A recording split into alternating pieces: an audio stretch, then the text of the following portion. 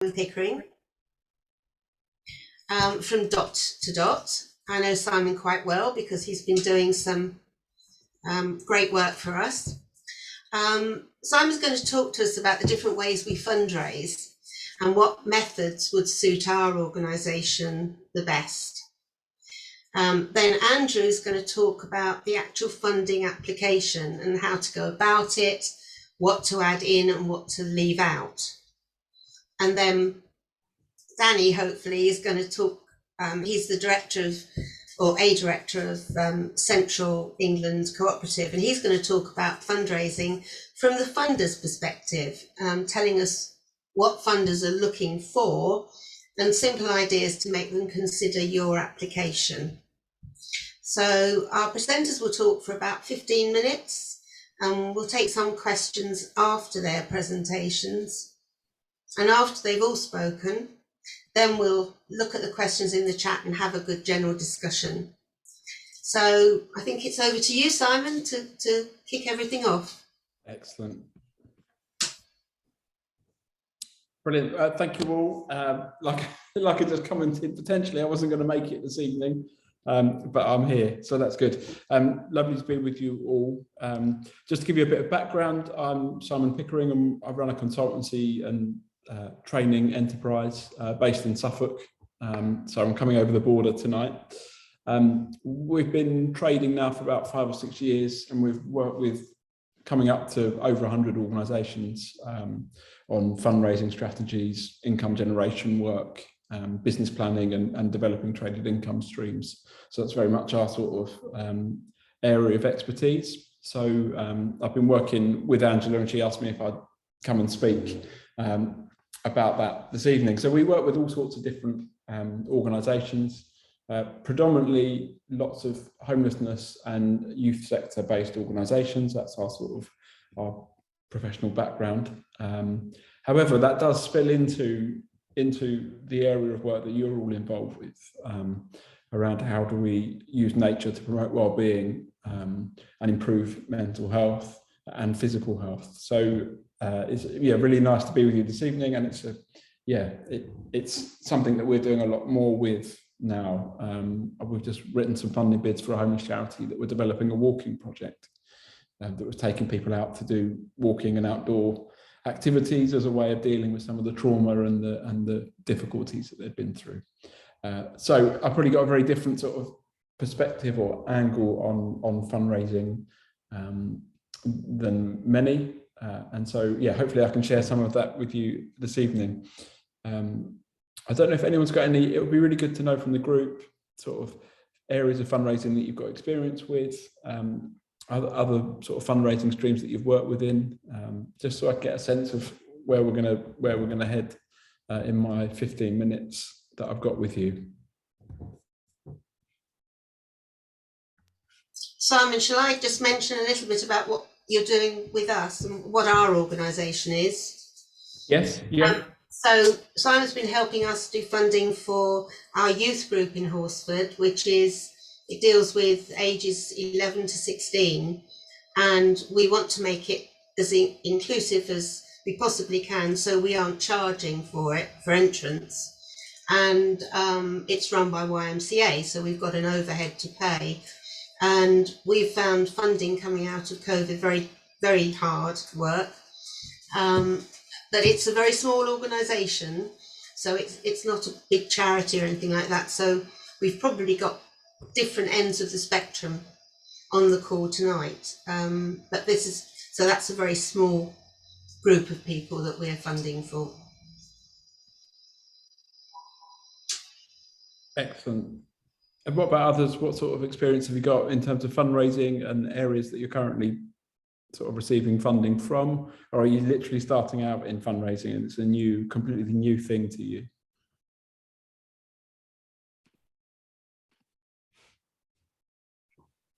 Go on, Alice. Hi, Simon. So basically, Wild East are a relatively new charity. I got involved with them about a year ago. and I became heavily involved in designing a schools program kind of from scratch, basically. And we were very lucky to engage with a private family foundation. And after a number of long discussions over months, we were lucky to get our first year's funding from them. But would love to kind of understand from your point of view what our kind of best next steps are regarding taking that funding and taking that opportunity and actually extending that, because we really want to scale as soon as possible.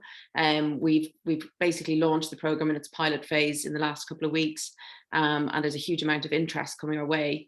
And my concern as program director is how do we meet, you know, that demand and ensure that there are funds there to see it through. Excellent. Okay, we'll cover some of that. Anyone else? And then I'll launch into some slides that I've got ready to go. Okay, brilliant. All right, I'll launch off into some slides. So I've put together some, we run a income generation webinar once a quarter, of which you're all welcome to come to. It's free, but I thought I'd give you a sort of the headlines and some of the key slides from that. Given that I've got 15 minutes and this webinar usually runs for an hour, I'm going to go quite quickly. So I think there's some basic principles and some things that are useful to understand when you embark on fundraising and looking at creative ways to raise funds to support your work. I think there's some key foundational elements that organisations need to think about. And like I said, we've worked with hundreds of organisations, and some of the stuff I'm going to cover, you would be surprised how many of them haven't got some of this stuff in place. And so they often hire us to do their fundraising, and we start asking difficult questions, which is part of the process, because, you know, part of our work is to get organisations shaped up so they're fundable. And so there's always some key elements that are always, generally we find that people need to do more work on. So I'm just going to cover some of that very briefly. And then I'm going to talk you through return on investment. Okay, so, you know, in terms of when you're building a fundraising strategy, where are the best places to invest your time in terms of building an income stream? So I'll just very quickly go through these slides, and then we can take some questions. So just bear with me while I set up the screen share. Nigel, would you be okay to let me screen share? I promise I'll be well behaved.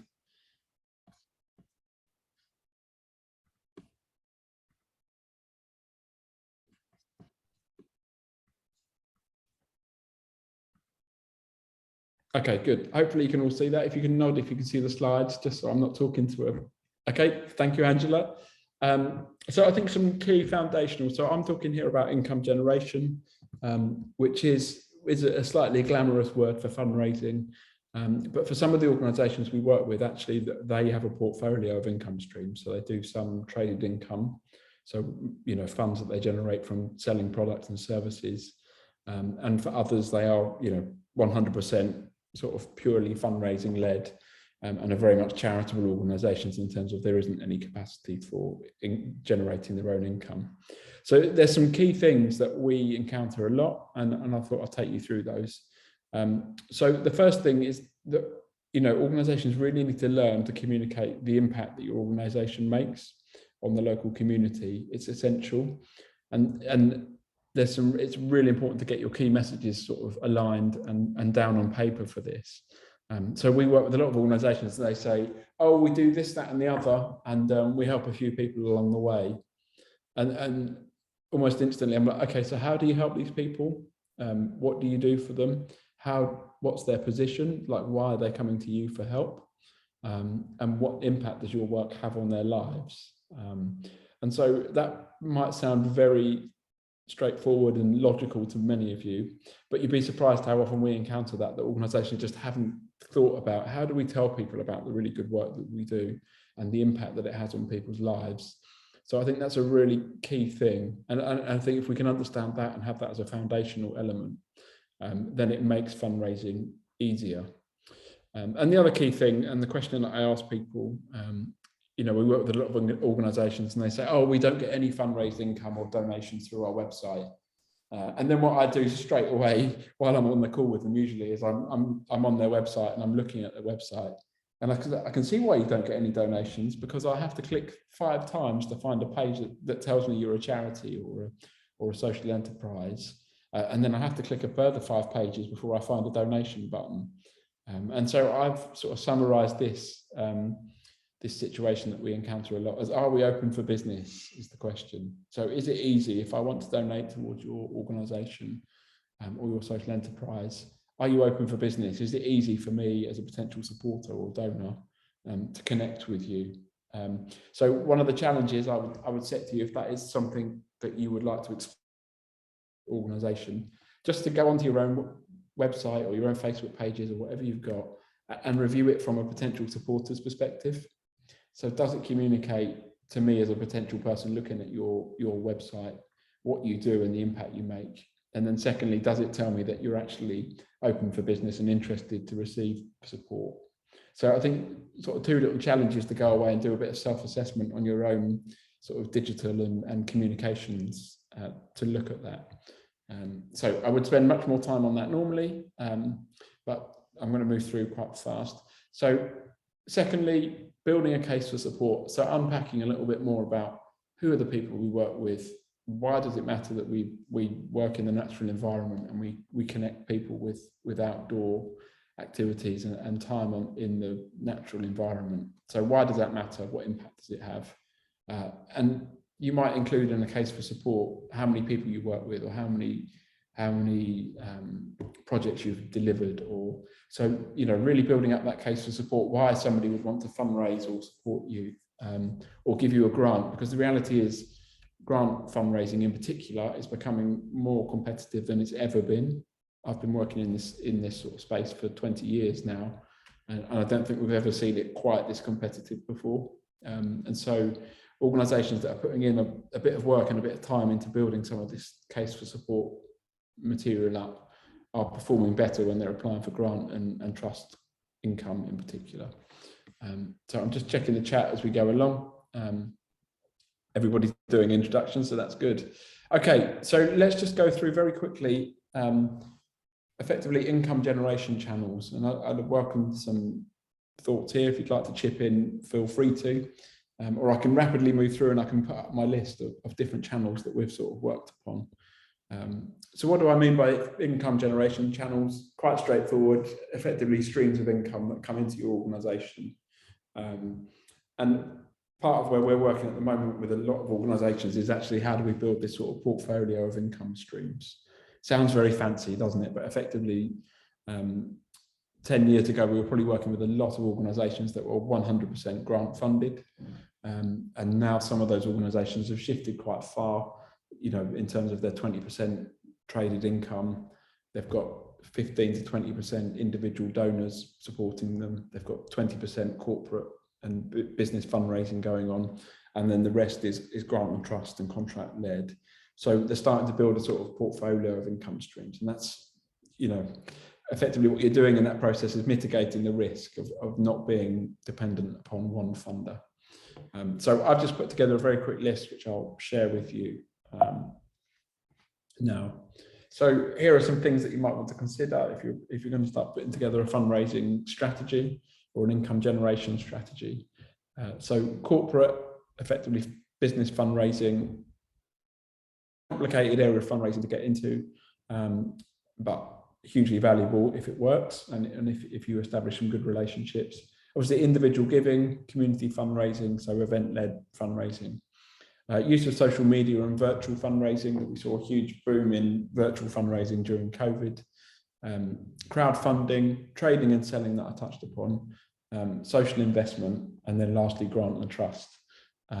So there's a few income streams to think about when building your strategy. Review what your organisation does, where you're based geographically is important as well. And that will allow you to begin to build a sort of sensible income strategy. So let me just share with you a very quick graph before I open up for some questions and discussions. So I've got a graph now which comes from the Institute of Fundraising, which is dated 2014. And before you all say, why have you arrived at a webinar in 2022 with statistics from 2014? It's because the Institute for Fundraising ran this fund ratio report every year for a decade. They got to 2014 and said pretty much this doesn't really change. We're going to stop running this report. But I think it's useful when we're talking about fundraising and income generation. I think it's useful to look at this and go, okay, we can see now where we get our return on investment. So let me just share that with you. Hopefully, apologies, it's a bit small. As you can see, it's quite a lengthy graph, so we have to sort of fit it into the page a bit. So starting at the left, so return on investment, effectively, for every pound of time or money. So effectively, what we're doing here is saying that time is valued per pound. Okay, this is the sort of average return rates that you could achieve. So grant and trust, for example, is still probably the easiest foundation to start with if you're new to fundraising, and you're looking at sort of a 1 to 7 return rate on grant and trust. So as you can see, looking across that graph, it's still the highest return on investment, and that's simply because of the values involved. That you write one application, that might take 2 days, but you get £10,000 grant in return, so you get a very, very good return rate when going for grant and trust. And then you start to move along and look at some of the other areas. So corporate fundraising, for example, when you get good corporate fundraising going on, you get a £5 return rate. Okay. Then you've got major donor programs, so wealthy individuals being contacted and being sort of worked with in order to achieve donation income from them. So that does just over £3.50. And then you sort of move through to competitions, events and local fundraising and direct marketing. You can see all perform less well, shall we say. So special events, local fundraising delivering less than £2 return rate. Now, what tends to happen normally when I share this report with organisations is they go, oh, fantastic, we'll have some corporate and we'll have some major donor programs and we'll forget about the rest. Now, the bad news, unfortunately, that I have to give is actually the reality is if you're going to do major donor programs and corporate, you actually have to spend some time on that local fundraising, the special events, the direct marketing, and really spending some time building relationships.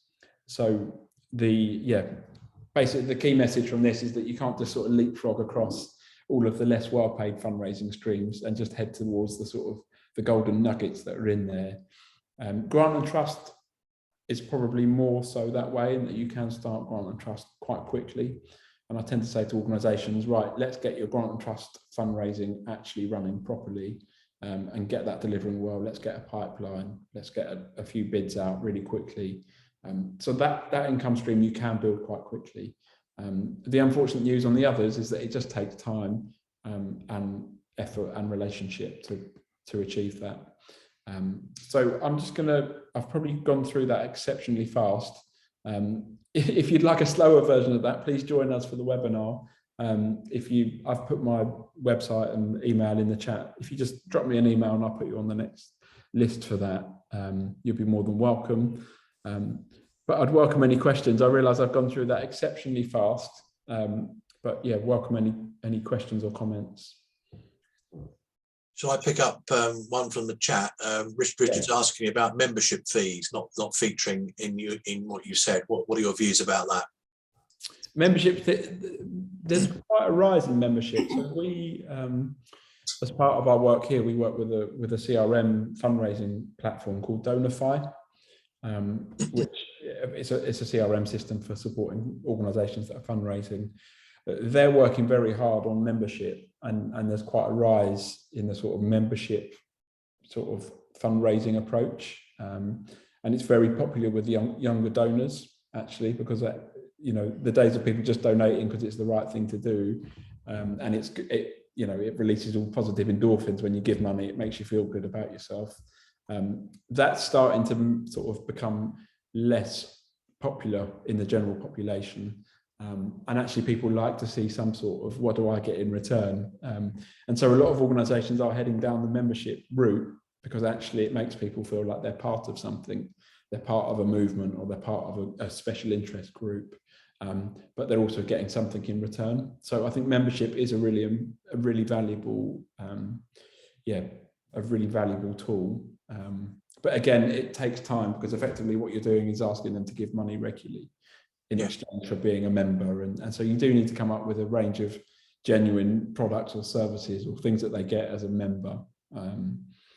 Something more than a membership card, maybe. Yeah, something like that. So, you know, I've just delivered a donor project for a cinema charity, and they've done a membership deal whereby if you join Medi Cinema, they're called, if you join them as a member, you get a discount on your cinema tickets in exchange for donating to the charity. So yeah, so there's some quite creative things out there for membership, and it's a growing way to raise income, I would say. Thanks. Can I ask you about social investment? Say a bit more about that. And I think it's something that's increasingly important. Could you say a bit more about what it is and how important it is? Yeah, certainly can. I don't normally plug our other webinars quite so much, apologies, but I'm actually doing a webinar with Social Investment Business and Good Finance next Tuesday at 11 o'clock. So if people are free and would like to find out more about social investment from some experts, then please come and join us for that. Social investment, very popular with the current government. In 2010, the government had a real mandate set up for social investment. Now, social investment is exactly that. It's money to invest in socially focused organisations, but the uptake for some organisations, social investment works really well and it's the right thing for them. For other organisations, it's completely the wrong thing. So social investment is effectively loan finance for organisations that deliver social impact. And the good thing about social investment is that they're more willing to take risk, and the security involved in taking out social investment is lower than traditional business lending. But the bad news is, and the reason why it's not very popular in the charity sector in particular, is we have to repay it. However, there are some very good deals out there, and notice the language change there. I've sort of gone into business finance sort of language there. There are some quite good social investment offers out there. Often lots of social investors, in order to get the money out the door at the moment, are doing blended finance offers. So you'll get sort of £4,000 or £5,000 in grant, and then sort of £10,000 in loan finance, which effectively pays off the interest that you would take against that loan. So there are some very good social investment opportunities out there. We're starting to promote it more because actually there is just so little new money coming into the sector. And actually we are having to, organisations are having to be more entrepreneurial and more business-like in the way of raising income. So social investment, I think, is sort of on the rise. But obviously you need to be an organisation that's got some sort of income stream in order to repay that loan. So if you haven't got that, then social investment is not the right fit. But other organisations also use it to purchase assets and buildings and that sort of stuff, and it can be a really effective way to sort of make progress quite quickly through social investment.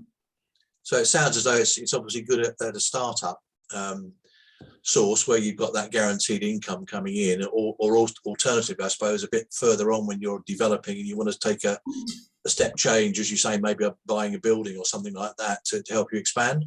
Yes, and for a lot of the organisations that we've supported with social investment, they're established enterprises, so they're sort of 3 to 5 years old. They've got a proven model of income and they can sustain themselves, but they need some funding in order to lift them to the next step. So, they need to bring in a second person to manage a particular service or project. And social investment is a good way to achieve that, because in employing that person, you get that extra growth within the business. And then at the end of the sort of loan term, you've got to a point where they're paying for themselves. So social investment can be really, really powerful for the right organisations in the right place. And there's the other thing to advise people on is there's some good offers out there. But it is a bit like when you go for a mortgage, you're sort of out in the market looking for the lowest rates and the lowest repayment terms. And it is, social investment is that sort of way of behaving. It's a bit different to some of the more traditional income streams. That's all we've got on the question front, I think, at the moment. Is there anything else from anywhere? Can I just ask, Simon, I think you said that geographic location is important? For funders? Yeah. Yes. Yeah. So, certainly if you're exploring grant and trust funding, and Angela, I'll use our Horsford Youth Project as an example. For Horsford, we did 2 lots of searches in order to build up a pipeline of grant and trust opportunities for them. The first one was obviously looking at the big national funders, the lottery and Children in Need and those sort of national organisations. And then we did a second search, which is looking very much at the local funders. And as you're probably aware, Norfolk has got a pretty good history of grant making. And there's loads of little grant funders, I call them, under sort of £5,000 downwards. And there's still quite a lot of those in Norfolk. So yeah, bit of advice is really to look nationally at what's available grant and trust wise, so the big organisations, and then also look locally at who's available locally. People like Norfolk Community Foundation and those sort of organisations are also worth looking, because you want to cover both elements. Ideally. Kate's got her hand up. Yeah, sorry. I was just going to ask, in terms of sort of grant applications and things, is there a kind of ratio or balance in terms of the kind of things you ask for funding for, from actual physical things to maybe paying someone for services, to the sort of the different types of money you could be asking for? Is there kind of a balance, or what's going to be most successful? It's a complete combination. I think the key thing that I always say to people, and again, it sounds daft to be saying this, but is read the guidance notes. So honestly, you would be amazed how many people go, oh, we've applied to that organisation 6 times. They will fund us eventually. No, they won't, because it's quite clear on their website they're not interested in what you do. And people say, well, we're a really good project, they should be funding us, but they're not interested, guys. You need to think about it. So always read the guidance notes. And the other tip I would say is look at who else they're funding. Because if you look at who else they're funding, it gives you a sense of what they're looking to support and who they're interested in. And so that's also a very quick way of doing some research and finding out who's sort of available for funding. If you know of another organisation that works in a similar way to you, ideally at a distance away, sort of do a bit of what I call snooping around, find out who funds them, because you're more likely to get a sort of set of prospects for funders from that avenue than sort of going in cold with a range of different funders. So always do that. And then as part of that sort of guidance notes and looking at what else they're funded, effectively you've got revenue funders, so funders that will pay for projects, will pay salaries, will pay for running costs. You've got an awful lot of funders that will fund revenue costs, and then you've got funders that will pay for capital, so buildings, vehicles, stuff effectively. And so it's really important that you read the guidance notes and go for those funders that are interested in what you need, and match it accordingly. So you're much better to have 15 good prospects that fund work in the space you work in, and that have got a track record in funding that area of work, than you are to have 150 grant applications out there at complete random. You're better to have 15 targeted, specific prospects than a sort of a general campaign approach. Does that help? I think it's a combination of just look at what the funders are interested to fund, and then I wouldn't say work your project to match it. I would say actually just see if it is a genuine fit for what you're looking for, because it's obvious when you get funding applications and organisations have shoehorned it in to make it fit the funder. I wouldn't recommend doing that, because you just land in a space that isn't where you want to be eventually if you sort of play that strategy. Simon, we've got another question, Anne, and yours is the last question, and then if we've got any more we can scoop them up at the end. Oh, Richard's got his hand up as well. So oh gosh. I think Richard was probably ahead of me. Oh, was he? Okay. I'll just do a very quick question, Simon. It's around match funding, different ways to use match funding. Am I right that we can still use volunteer hours as a way of match funding things, if because we don't have any other income? That's the only resource that we have that we could offer. Is that still useful? Yes, it is. Yeah. You have to put a sensible value to that. Okay. So, I generally say to organisations, don't try and make out because your volunteer happens to be a consultant at the local hospital, you can't put in £120,000 worth of time. I think you have to say, volunteer is at the living wage or something sensible. Like that. But yes, it certainly is something you can still do. And the other thing to include in match funding is if you've got organisations lending you resources, equipment, you know, they're providing a free venue for you to run a training course in or to do your volunteer training. So that sort of in-kind contribution or match funding is also, yeah, perfectly acceptable to include in applications. Thank you. But all I say to organisations is it just be sensible. Yeah, of course, of course. But also equally, a lot more funders now are interested in match funding, and they're particularly interested if you've got funds from yourself as an organisation that you're using for the work, then you'll find that organisations or funders will say, oh, this is really good, you're asking us for 20,000, but where did that 2,000 that you're putting in come from? And they like it if you say, oh, well, we raised that from doing events or from donations from people that are connected to our charity or organisation. They're very interested in that stuff. So do include match funding, because I think it does tell a valuable story, and it demonstrates that you're connected. Yeah. And you're not some project that's been created in a lab somewhere that isn't engaged with communities and people. So yeah, I would definitely spend a bit of time on match funding. Thank you. Richard, would you like to ask your question now? Yeah, it's just to back up Simon's comment about geographical location. Even with the big, some of the lottery grants we had earlier at Grapes Hill, we succeeded because they hadn't spent enough in the east of England in the last funding cycle. And we can look on their website and you can see what projects they've supported and where they are. And if there's a shortfall somewhere, they're often keen to make it up. Yes, I think that's very true. I worked a lot with Holt Youth Project up on the Norfolk coast there, and they did remarkably well with their lottery grant. And I was like, they've done very well here. And then when I delved a little bit deeper, I realised it's because the lottery have not given they hadn't spent any money in North Norfolk in a long time. And so, yeah, it is important to do a bit of research, even with the big national funders, to see actually how much they are spending in the area, because you might actually do quite well. So yeah, it's always worth doing a bit of research on that front. Thank you, Simon. If there's no more questions, could I ask Andrew now to talk to us about the actual funding application and the content that, what you put in and what you don't? Yeah, okay, thank you very much. Andrew Rainsford, live in Edgefield, just south of Holt, so know the Holt Youth Project reasonably well. Mere novice at this game of 17 years corporate banking, which is why I'm not a huge fan of social investment, because I'm at the old school that you have to demonstrate the ability to repay, and if you're delivering government contracts, you certainly haven't got the margin there at the moment. Then I've been doing funding and fundraising for 31 years, including heading the external funding team of a local authority, chairing an EU grant scheme, and I work for an organisation where I increased income from £21 million a year to £33 million a year over a 9-year period.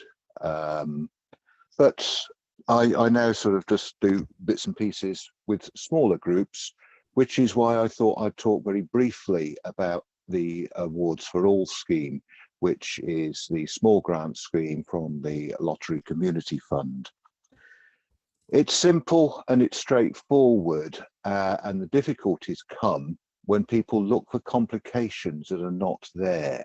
However, a lot of the information that Simon has given us this evening is highly relevant.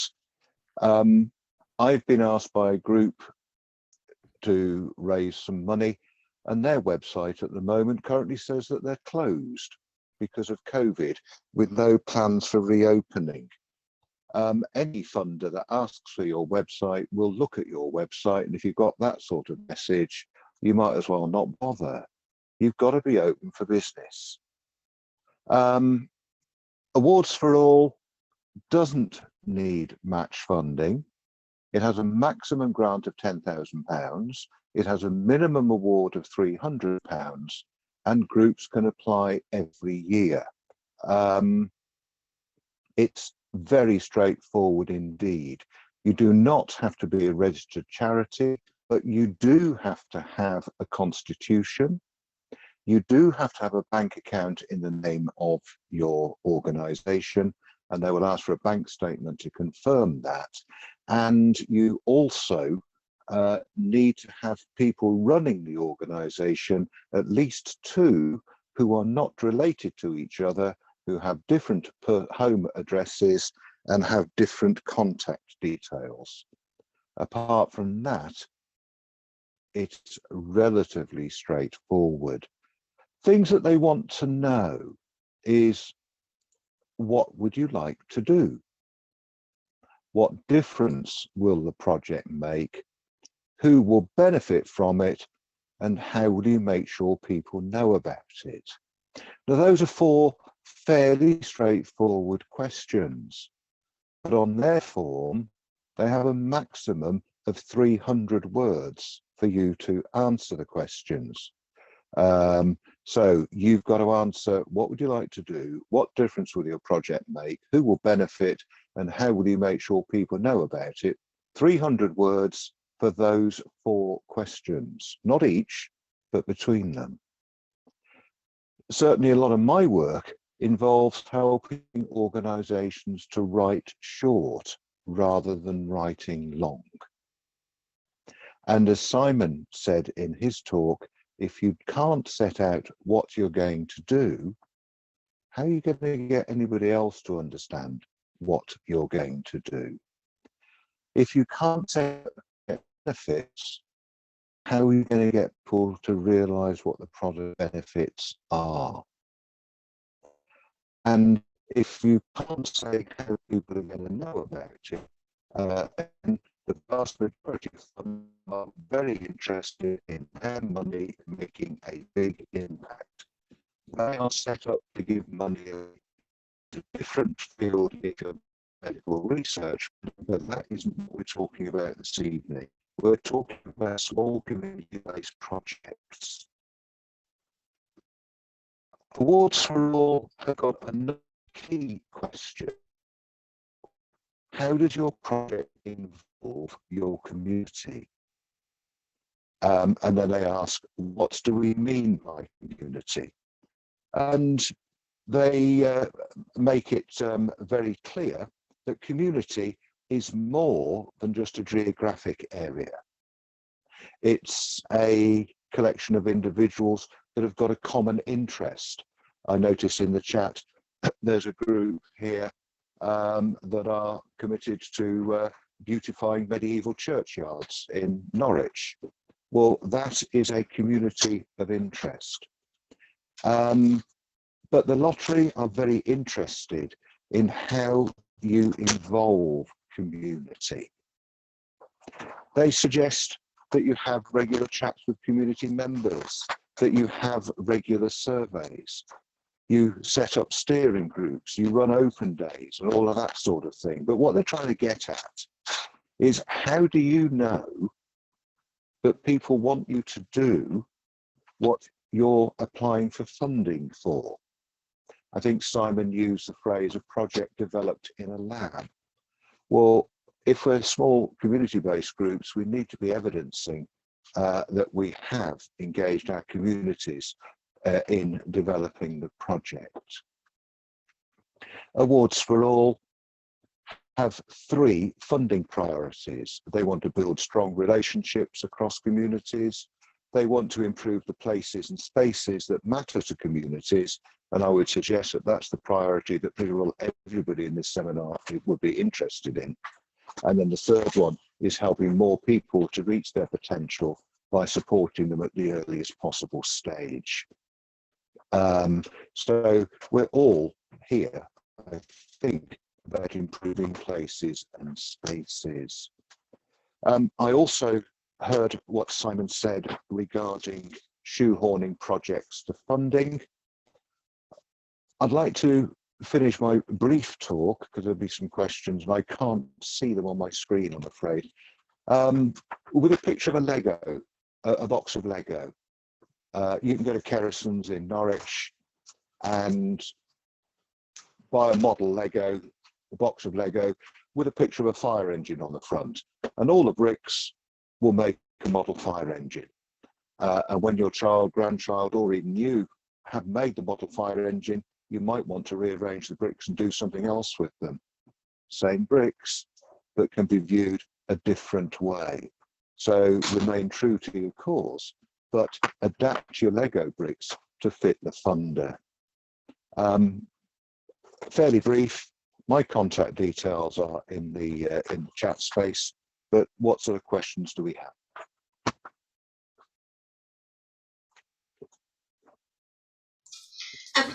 Can I ask you a question, Andrew?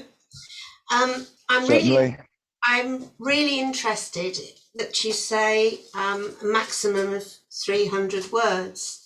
It's Yes. not so much a question, more an observation, because I do, as Simon knows, I do a lot of funding applications, and the tendency is you almost feel as though you've got to say more. But 300 words really to cover those things that you said isn't a great deal. So No, and theirs is an online form that cuts you off after 300 words, which is a bit of a nuisance. I think there are probably 4 aims in having a tight word count. First of all, it means that you have got to crystallize your thinking in quite a concise way. Secondly, it means that you've got to present your thinking in quite a concise way. And I find that that helps when presenting the case to other funders, to individuals who may wish to support your organization. They have finite time. Thirdly, from a grant assessment perspective, they have a limited amount of time to assess an application. So if it's concise and to the point, it makes their job easier. And fourthly, if you have developed a concise argument and you are using that argument with a different funding application, you can always expand it. It's easier to expand something than it is to contract it. So whenever I'm working with groups, we invariably start by working through an awards for all that, because it gets the concise thinking, it gets to the nub of the project, and then we can expand it and start providing data, etc., on the bigger applications. It's also one that's quite good to get new groups, because you haven't got this for a minimum period of time with this one. It gets you used to the protocols and the processes of handling external money, and that can be an issue.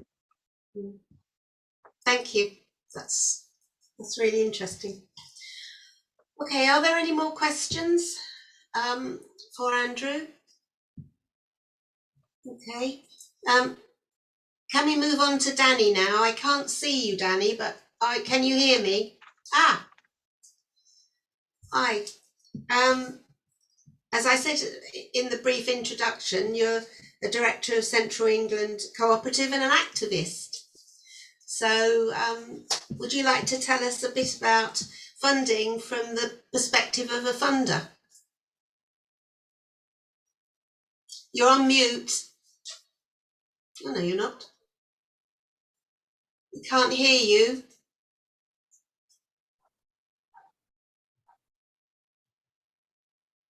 Can't hear you, Danny.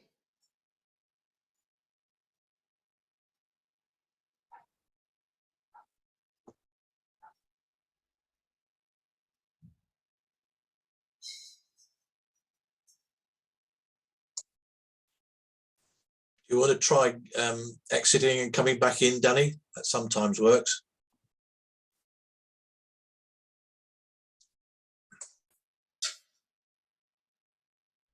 As you said, Nigel, he was on twice at one point, and I don't know whether that's... Yeah, I removed the other one. I may have done that in error. We'll see in a minute.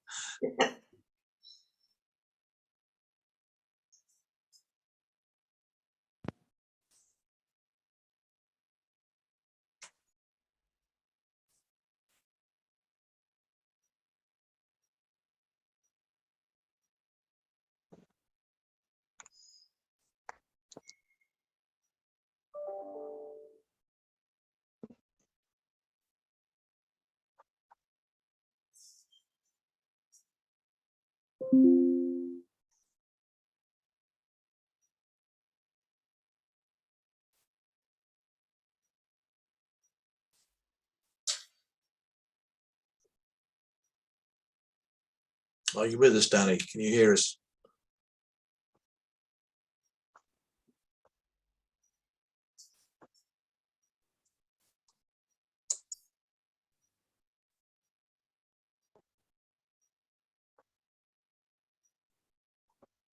This does not sound good, does it? No. Doesn't sound anything. Yeah.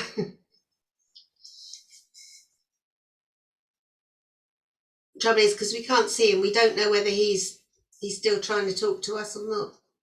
Can't hear him.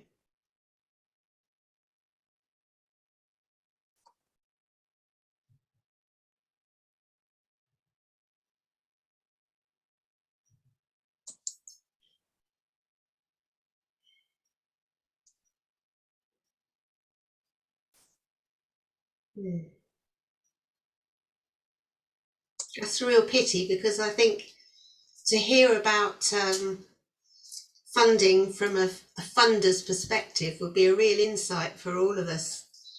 To know how they think and what they're really looking for would be really good. I have Danny's slides if we're really pushed, but I haven't looked through them, I'm afraid. Yeah, I think it's safe to say that Simon has covered quite a lot of it in his line of read the guidelines. Yeah. Guidelines. Sorry. No, go on, carry on, and then I'll chip in at the end. Sorry. Yeah, okay. I was going to say guidelines include geography. They include purpose and the objective of the application.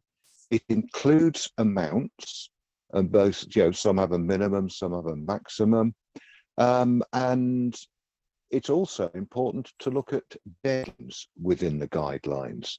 And if a funder has a deadline of applicants for the 31st of July, there ain't no point in emailing them on 3rd of August to say, could you look at this? Because the answer is going to be no. But reading the guidelines, they're not there to trick you, they're not there to catch you out. They are to help advise and inform. No, we're really not doing very well tonight, are we? Yes, Simon, you were going to leap in with something, I think. After the poor end with gone. Yeah, I think there's a couple of things. So I had a brief side, a brief period of time on the other side of the fence and worked for children in need as a grant assessor, which was fascinating. But I definitely prefer being on the fundraising side of things and not the assessor side. But I think there are some key things that I learned from that, especially as we move towards this period where it is just so competitive. And some of these grant funders are just getting overwhelming amounts of applications that they can't fund. I spoke to one funder recently and they had, I think it was £1 million to give away in that grant round, and they received £6.5 million worth of applications. So just to give you, everyone says it's competitive, and they used to say that 10 years ago, and I used to believe it, but now I think it genuinely is. So I think there's some key things that the way to think about it is for some grant funders, although it looks like they're being very generous and giving the money away, there's certain things that grant funders, grant makers don't want to happen. And one is reputational risk that comes back on them as a grant maker or as a grant giver. And that is why they are so selective and why their criteria is so strict at points. And you're like, why on earth do they need that bit of information? That's a bit over the top. And it's about actually grant making is about reputational risk.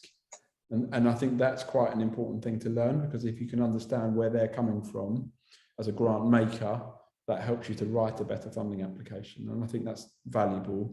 And the other thing to think about is actually when it is so competitive, sometimes as grant makers, what they're looking for is a reason not to fund you. And so if you don't put your charity number on that application, your application is on the scrap heap. And so actually, yeah, filling out the form and going through it and making sure you cover all the areas that they need, and that you've got your governance sorted out, you've got your signatories straight, and you've got a board of trustees who are committed and have got oversight of the organisation. All of those things are reasons why grant makers don't fund organisations. And so, yeah, that's important to think about, I guess. Yeah.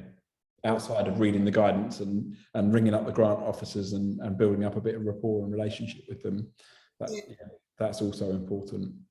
I think that's an interesting point, actually, the building up a relationship, because just recently I've been spending some time on various Zoom calls with groups that are involved with youth work.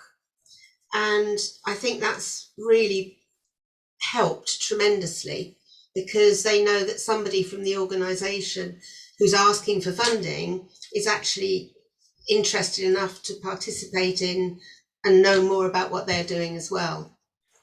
And I don't know, but I think that's a worthwhile way of investing some time in something. Kate, you've got your hand up. I had a thought, a question when we were just talking about the impacts of the work that you want to do. In terms of the kind of measures, are there certain kind of measures that they're going to, in terms of the data collection to prove that you've done what you said you're going to do and it's had the impact you said it's going to have, or, when they're wanting to give you the grant, what kind of measures? I'm thinking kind of like, because I come from a science background, so I'm thinking like quantitative, qualitative, but kind of what kind of outcomes do they want to see? What kind of tangible outcomes? I think it depends on the scale of the grant.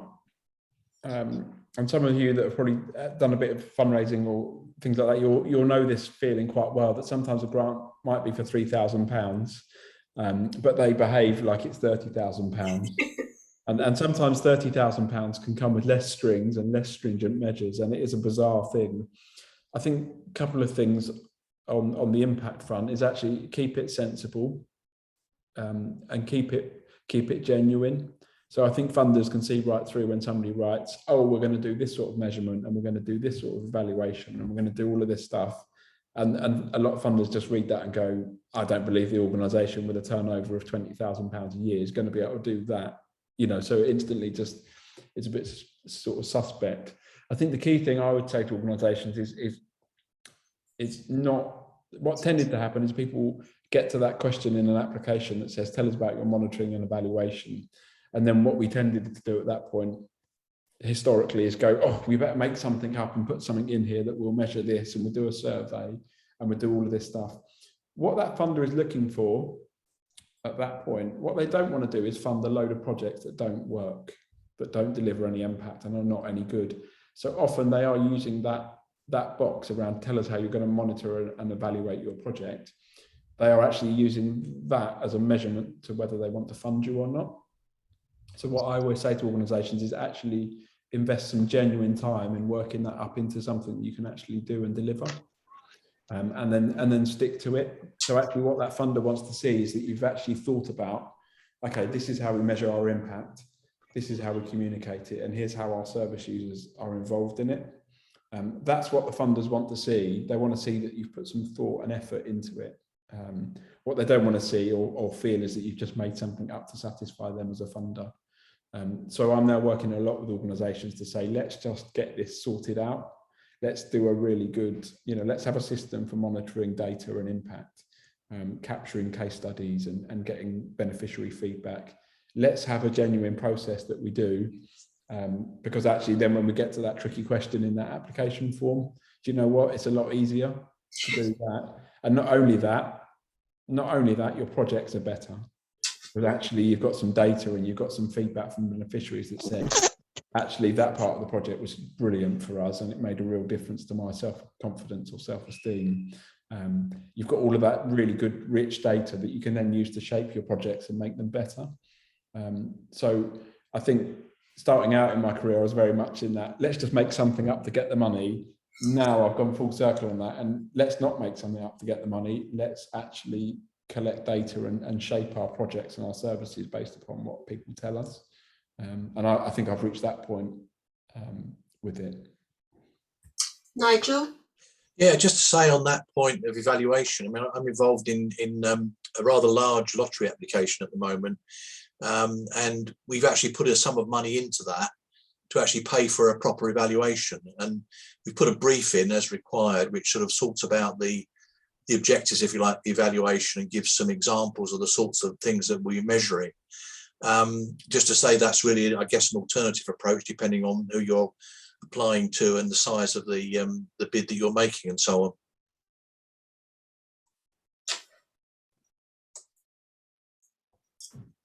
Yeah. Andrew, you've got your hand up. You've got a question? Yes. No, I just want to build on something that Simon was saying about evaluation, because quite often it can be seen as a bit of a nuisance, something that's got to be done, whereas in fact it's actually quite an important tool for trustees and leaders of groups to use to shape the future of their own organisation. It helps you know that what you're doing works, and gives you a tool to stop doing things if they're not working. But if you don't know, you can't take informed decisions. Yeah. Yes. I was just going to say, Danny, you're with us, and he's disappeared. He's going across the Golden Gate Bridge. Yeah. Hi, Danny. We You're still can't muted. hear. Can you hear me now? Yes. Better. Yes. I That's moved computer. great. I moved computer. Right. Right. So you're going to talk to us about funding from the funder's perspective. And in particularly in relation to the cooperatives that are active locally as well. Yeah. Through that prism. Just to hear. I mean, there's been some. Thank you for asking me today. I know some of you, and you do some great work. I know Richard at the Great. Are you still here, Richard? At Great Hill. Do some great work, and so I'm really happy to try and share what I know to try and support whatever you're doing. I've heard speakers so far, Simon and Andrew, and you're really good. There's some really good advice they've been talking about, and the two things I'd pick out from it is about the running costs, and the thing that I would always say, having been on that journey that Simon talked about, I think where what you realize is there's so much money out there what it looks like in the first place, and then to chase the money and then to realize, oh, hang on, and you get into mission creep very, very easily. So to be really clear about what you're doing, and also the great game is, how do you get the revenue? Because there is capital go out there. I also wanted to just talk about what I think Andrew was saying about involvement as well. The structures of cooperatives, I don't know if you've thought about it at all, but the structures of cooperatives and your projects, if you take a cooperative structure, that just lends itself naturally to involvement, because we're democratic organisations where people do different things, but we'll all have an equal share. And so sometimes that really helps in trying to frame what you're doing for involvement, because it will tick all the boxes that funders have for involvement as well.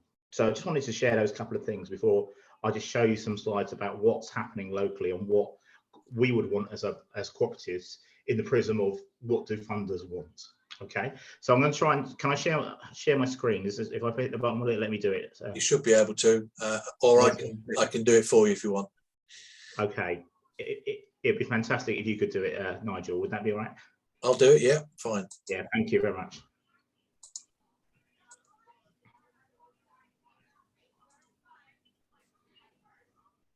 Okay, so I just wanted to do one slide on the context of the cooperatives locally, because there's a lot of confusion about it. And so that's my subtitle, is that why won't that shop take my bloody card, is the thing that I hear more than anything else about co-ops, and it really annoys me. And in Norfolk and Suffolk, we have lots of co-ops, but we're not the focus of any co-op. But that does give us an advantage, because we can bid to all of them, and that's really one of the things I'm going to talk about. So the next slide is the context of cooperatives. I think you all know that we're not a shop, we are actually a movement. 1 in 3 pounds of every English pound that was spent in 1900 was spent at a co-op, and we've been written out of the curriculum and chased by capitalism ever since.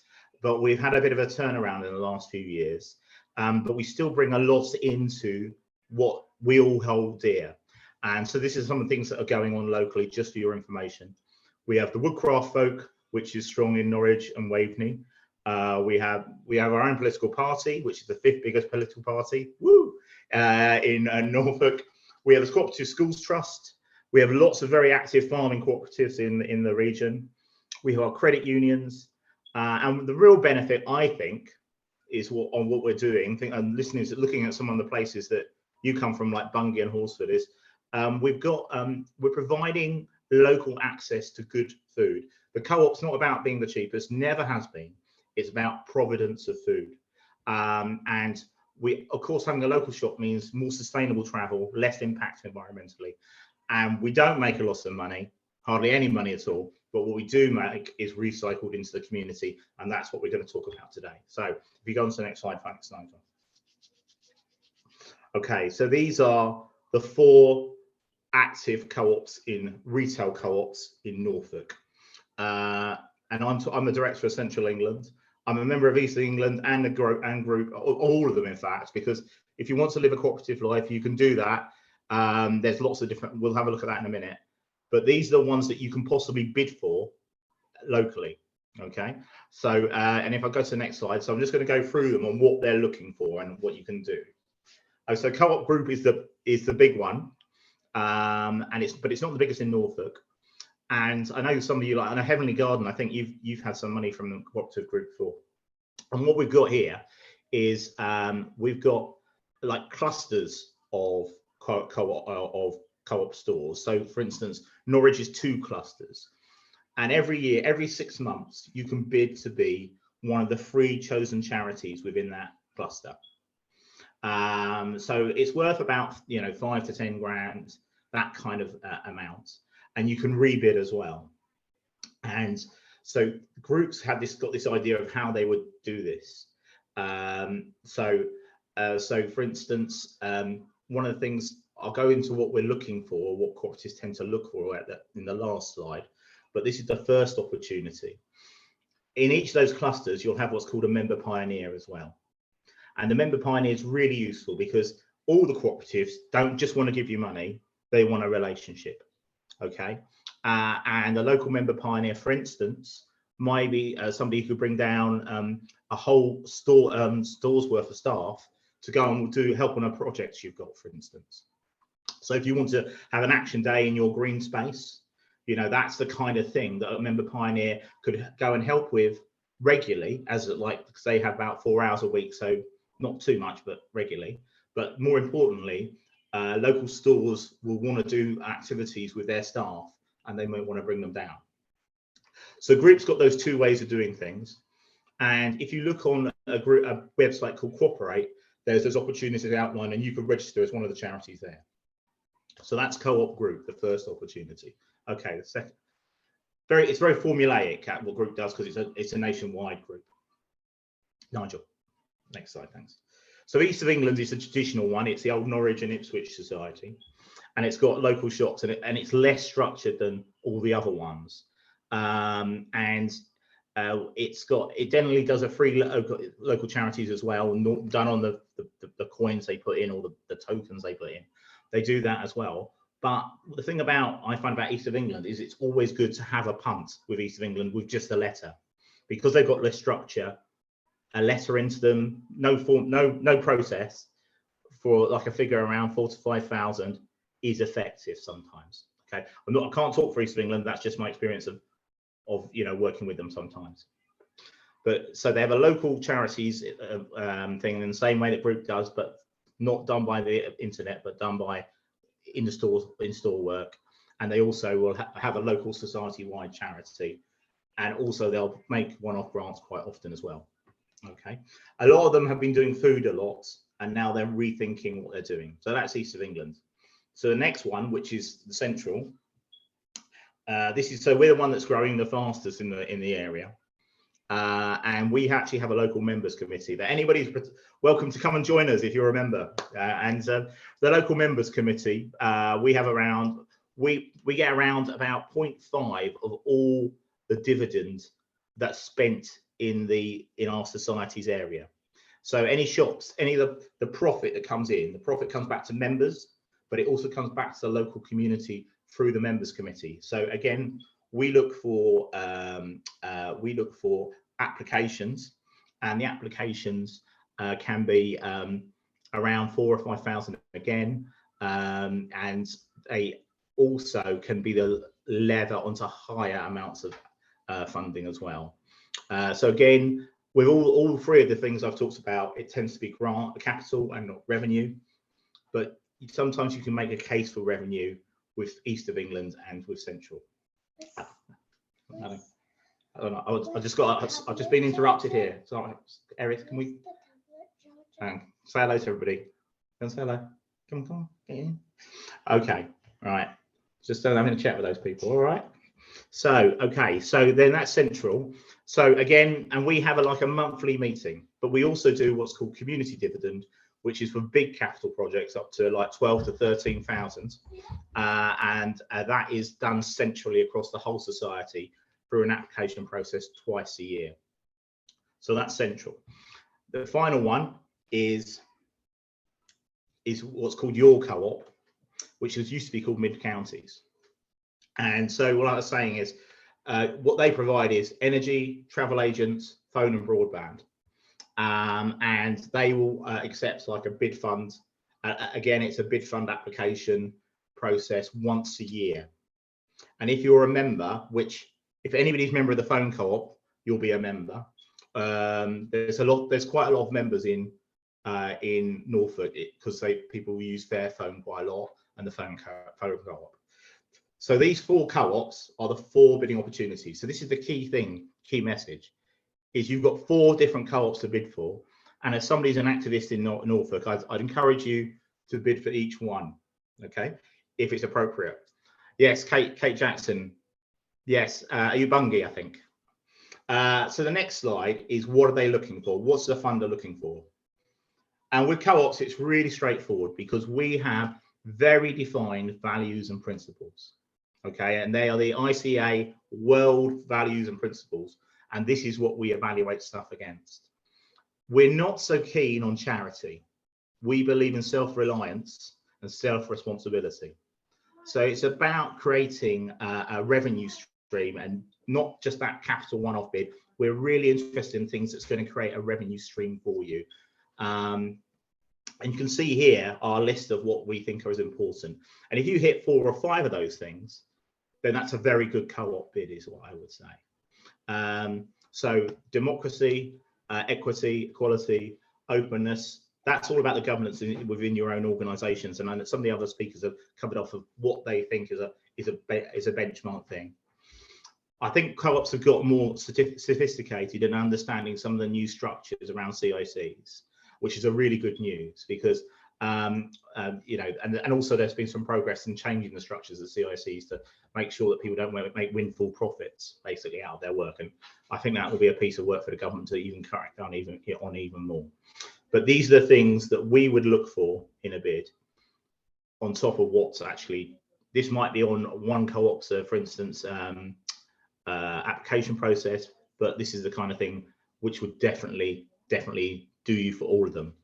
The key one here is what I'd say is democracy. If you've got a card and you're a member, that's what we really want. And many of you will have cards but don't really know what that is. But so I encourage you to go and dust your cards off and have a look at see which co-op you're actually a member of, because we don't make it easy for you. I'd absolutely acknowledge that. That's why I've joined and that's why I'm part of this democracy, to try and sort that out. But if you're a member of your local store, that obviously helps with the local relationship. So Bungie is Central England, Horsford I think is East of England, and Downham you've got a co-op group funeral care place, so you would be group. So that's the kind of local relationships you want. And like I said, I'll conclude by saying it's the relationship we're interested in, because all stores have been tasked to grow it's not just stores, but funeral directors, shops, the other businesses, all been tasked to grow their relationships with the local community. And an approach from yourselves to a local store would be really welcome. Thank you. So I'm going to dash into my local co-op now tomorrow and see what I can get from them. Nigel, you've got a question. Well, no, it's really a comment. I just want to say a very big thank you to Danny and his colleagues at Central England Co-op, because without their financial support, the network would not be here. We had a startup grant from them last year, which really helped us in a big way and continues to help us. They've also been helping us with vouchers for food, for refreshments, events and things. So really thankful for that, Danny. And I'm a member. I've joined via my store in Reefham, which is just up the road from me, new store. So yeah, all power to your elbow, as they say. Well, thanks, Nigel. And you prompted me there. Is one of the really easy things we like to do is, if you have regular meetings, we can help, for instance, with meeting space, because I think there's about 6 or 7 co-op meeting venues across the county, just in funeral directors or in co-op stores. We help with like giving you like the coffees and teas for your meetings. And like I said, if there's sometimes we've got a member pioneer for each of your areas, they'd love to make contact and find out how we can help you practically, basically. So there's a range of things we can do, but it is about the relationship, because we want to put, we don't make a lot of money, co-ops, and we're not there to make money. We're there for our members, and our members say to us, we want to strengthen our community, and this is what you're doing, and this is what we want to help you to do. How do you actually contact your local member pioneer? Good question. Right, on Google it. I'm going to Google it now. There's a website called Cooperate, which is cooperative group, and there's got an interface for you to be able to do that there. Okay. But otherwise, every store manager will know who their member pioneer is. And the other thing just to mention is we're always looking for member pioneers as well. So if you want to do good stuff, the stuff you're doing and getting paid for it as well with a co-op hat on, have a think about that. Particularly in the rural areas in Norfolk, where it's very hard to find people, basically. One of the things that I don't know whether you still do are the little green little green discs. When you were talking about community, we used to have one in Horsford where there were 3 options of local. It might be the Scouts, it could be Girl Guides, any sort of organisation like that. And when you paid, you got given a green disc, and you just chose which one to use. And I'm not sure that, are you still doing that, Danny? Well, I can't speak, that's East of England, so I can't speak to East of England, but that certainly was their way of doing it. Okay, so I mean, I've seen them in some stores locally, but I haven't seen them in all stores, I must say. Yeah, I think ours has gone. What I would encourage you to do with East of England, because they're very Ipswich focused. Apologies to anybody in Suffolk. Very Ipswich focused, but part of the plus of that, is a letter to them, speculative letter to them, works effectively, is what I would say is my take. Okay. Again, contact the store manager, and against all store managers in each of the co-ops are tasked to build the local relationships. Okay, that's good to know. Does anybody have any other questions for Danny? Okay. Well, thank you very much, Danny. I'm glad we got you in the end. Nigel, do you have anything? Do you want to sort of wind up? Well, yeah, thank you. I mean, thank you for everyone for coming, and particularly thank you to Simon, Danny and Andrew, who had to leave us a bit early, unfortunately. Been a really interesting session, I think. I will be circulating to everyone who came tonight, and also those who registered who couldn't be with us, the link to the recording. And if, Simon, you could possibly send me a copy of your slides as a PDF, I can share those round as well, along with Danny's, if that's all right, along with the chat as well, which has got some interesting links in it that people have put in. I hope it's been a useful evening for people. We've got a few other things coming up, which is why I plugged those perhaps. We've got a drop-in next Tuesday, just an hour, 6 till 7, on the topic of exercise. We've got someone from Active Norfolk coming to talk to us about the importance of exercise, some of the issues of inequitable access to, if you like, opportunities for exercise and so on. But an opportunity really to talk about that as a topic. And you know, what your involvement is, what your experiences are, etc. And then the following Saturday, we're going to Clink's Care Farm, which is near Bungay. Our second network gathering, face-to-face. Last one was really helpful and successful in Norwich. Went to the Grapes Hill Community Garden and trained wood. This time we're going to get an opportunity to walk around a care farm, hear about what they're doing, opportunity to network with our members of the network, and hear an update on what's going on, really. So there's information on that I've sent around to all network members. If you're not a network member and you'll be interested, then email me nbold@live.com and I'll let you know. Thanks very much. Over to you, Angela. Yeah, well, my thanks to Simon and to Danny and to Andrew, who's gone. I found it personally very interesting because I'm in the middle of doing funding applications. So it's been really useful. And thank you everybody for coming along, and I hope you found it useful as well. So